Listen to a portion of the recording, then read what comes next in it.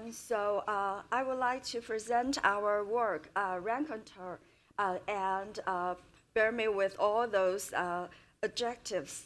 Okay, so nowadays we all know that the cyber attacks pose special threats to organizations, and usually we will have security operation centers within the organizations in order to identify those threats.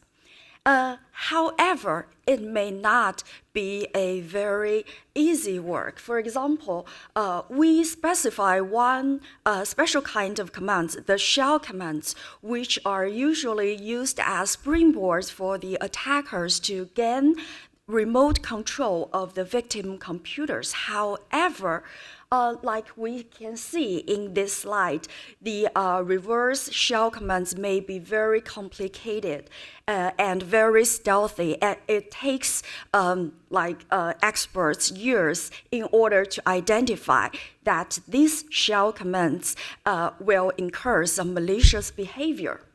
So what we want to do is that as we all know that the large language models, they consume a lot of training data of code. So what we imagine is that it is possible to leverage the large language models as an explainer to help the security analysts in order to understand the shell command. So what we want to have in the explanation is three parts. So first, we want a detailed step-by-step explanation.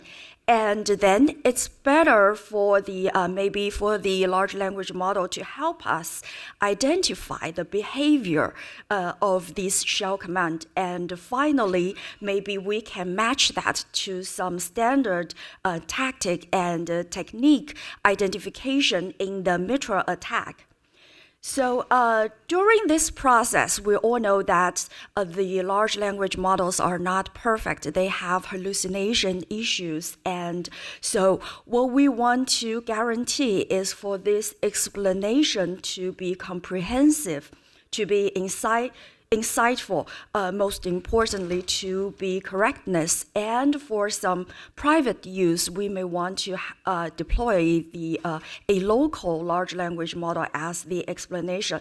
So this inspires us to design our system. So the Raconteur actually means somebody who speaks a lot. So in this system, we have three key components. The first one is a step-by-step behavior explainer, and then we try to use the intent identifier to identify the behavior, to identify the intent of this shell command. And finally, in order for the explanation to be more knowledgeable, we use the documentation augmented enhancer in order to improve the explanation. So let's look at them step by step.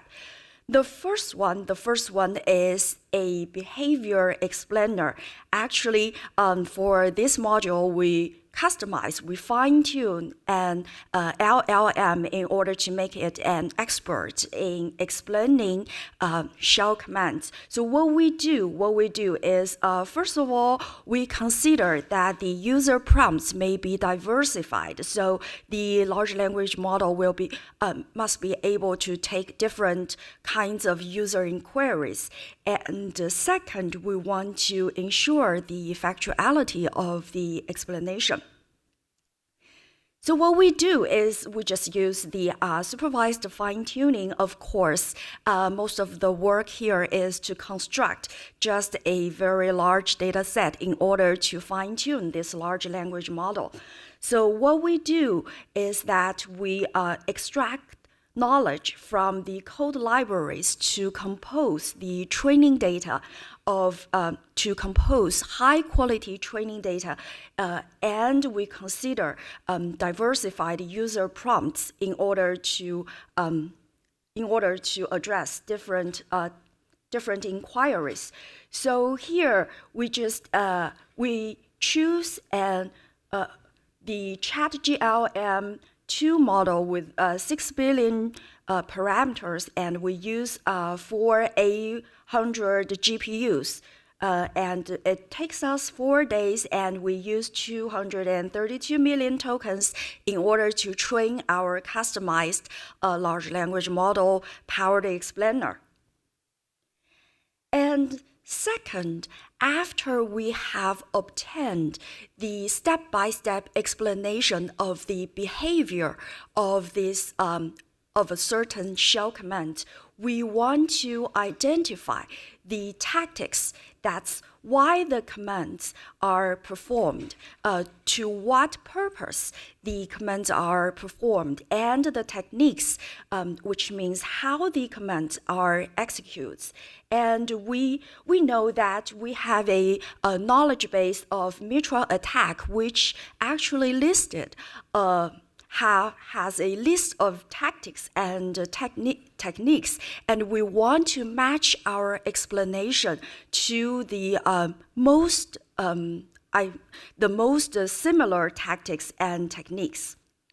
So here we can see, first of all, we have the output of the large language model, the explanation of the behavior of this command, and then we want to match that to the standard description of techniques or tactics in the MITRE ATT&CK. So however, there is a gap between two descriptions. So what we want to do is we want to bridge that gap. So here what we did is that we have trained a BD2-VEC model in order to match the two descriptions. So again, we constructed high-quality data sets in order to train the model to match the output of the large language model to the certain descriptions of the MITRE ATT&CK knowledge base. Finally, in order to suppress the hallucination issue and to explain some commands that are unseen or are private commands that are not publicly available in the training data of a general large language model, we use this document augmented enhancer. Again, here we train another model in order to retrieve the most similar paragraph, most relevant text from the documentation, and combine that text with the initial prompt and feed those combined prompts into the large language model for it to give us more accurate explanation. Okay, so finally we evaluate our entire system. So for the command explanation and classification, we use several metrics. For example, we use some metrics generally used to evaluate the natural language, and we also use accuracy precision to evaluate the classification precision of our intent identification. And okay, so the results shows we compare Raconteur with some of the general large language models, and it shows that, sorry, there is a typo here, so we improved the vanilla language model by 37% to 137%, so there is one extra one. And second, we also show that our model is effective in facilitating the comprehension of commands. And or we materialize our intent identifier with different models, and all 5 of our materializations show better performance than the baselines.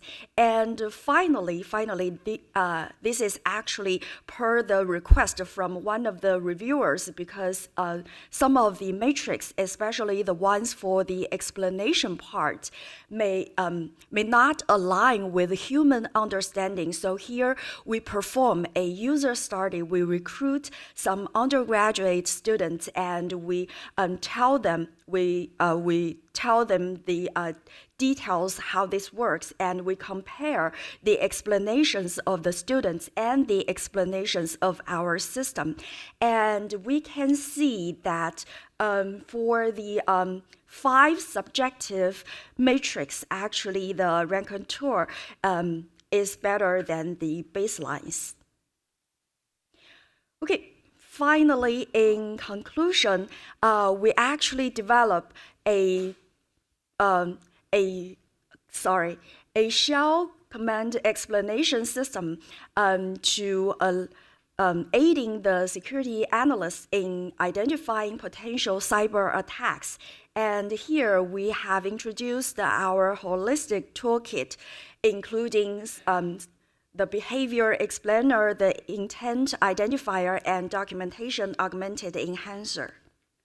And this work is actually a collaboration with the ANT group, and I'm willing to take questions. Thank you. Okay. We have time for maybe two to three questions.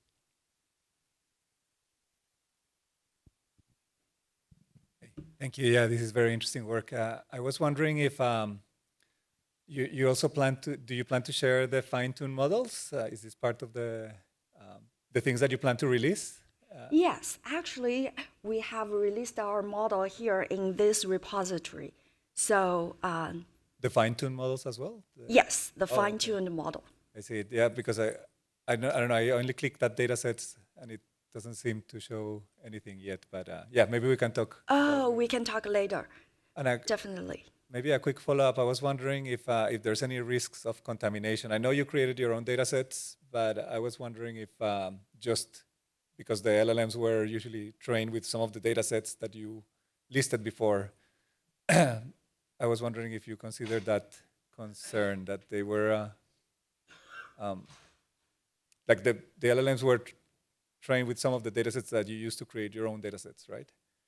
So they yeah. can, right. So they can learn something before. Sorry, could you say that again? Well, maybe we can talk in the break. Yeah. Okay. Well, follow up. Yeah, Sure, sure. Take it offline. Yeah. Sure. A follow-up question is, you will release your fine-tuned model. How about the data set? The data set actually is built upon the public data set, so we will release that as well. Okay. Yeah. Yeah.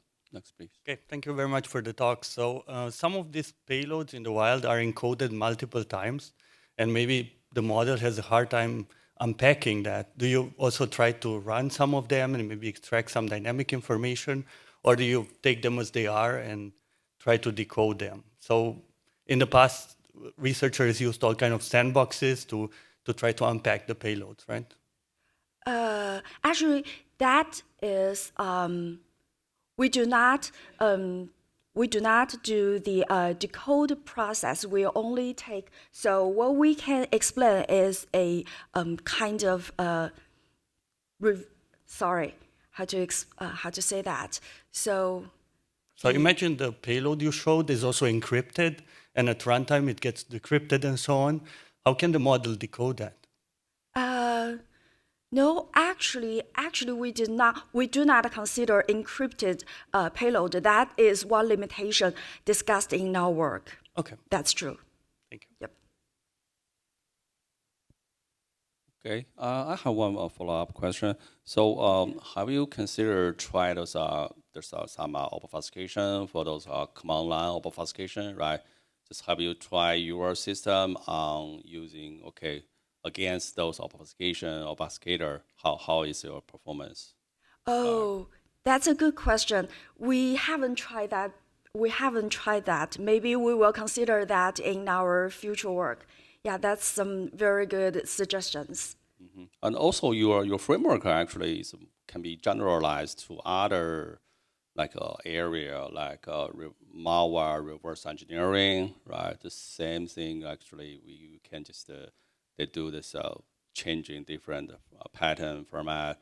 You can just like for understanding what's the intent, right? Also kind of I recognize. see. We would hope so. Actually, we do not originally work on software security. We work on AI security. So actually, we think that in order to kind of extend our framework to other domains, maybe it requires some expertise in those domains. I will say that very important. Okay, let's thank the speaker again. Thank you.